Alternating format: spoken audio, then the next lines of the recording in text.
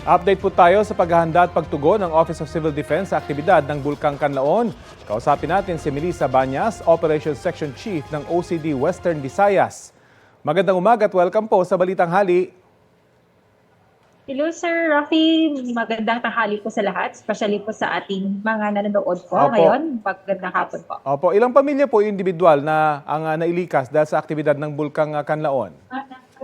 As of our latest data po, Sir Rafi, no, as of your dromic report natin from DSWD, as of now po, meron po tayong number of evacuees po inside our evacuation centers, around 6,334 individuals po. 1,942 families po yan. All over the LGUs po yung affected po ng Kanlaon po natin. May mga ginawa po ba kayong adjustments sa evacuation areas lalo't may kailangan na iwasang abot at supre? Ito pong mga residente? May mga inabot po ba na evacuation centers?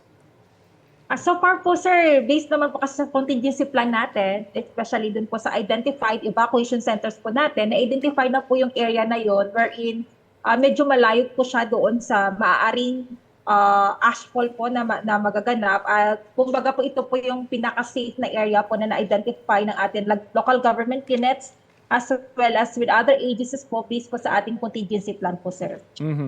At sa ngayon po ba sapat pa yung supply ng tubig, pagkain at maging face mask para po sa mga evacuees? Sa ngayon, sir, we received request coming from the LGUs po, request for N95 face masks. Right now po, OCD Region 6 po is distributing face mask po to affected LGUs po. Andun po ngayon yung ating task force commander, RD Raul E. Fernandez po of OCD Region 6 together with the NIR Regional Director and Region 7 OCD Regional Director din po doon mismo sa area, sir. They are currently, distributing N95 face mask at saka mag-i-institute din po doon sila ng ating tinatawag na Interagency Coordinating Cell at saka yung task force mismo po, sir. And we have already activated yung ating task force Kanlaon Incident Management Team po. Very quickly lamang po, may naitatala na po ba kayong mga nagkasakit dahil po sa abo galing po sa bulkan? We received reports, sir, coming from province of Guimaras.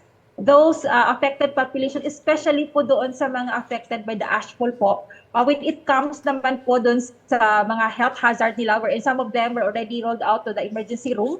Some of them po doon mismo sa area, nagpa-check up po because of this ashfall. Right now po kasi in Region 6 po, we have already 29 LGUs affected by the ashfall po. So we have from the Guimaras, province of Antique, province of Iloilo.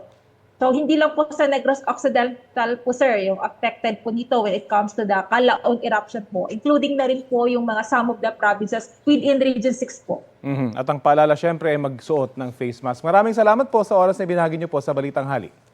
Sige sir, maraming salamat din po. Si Melissa Banyas, OCD Western Visayas.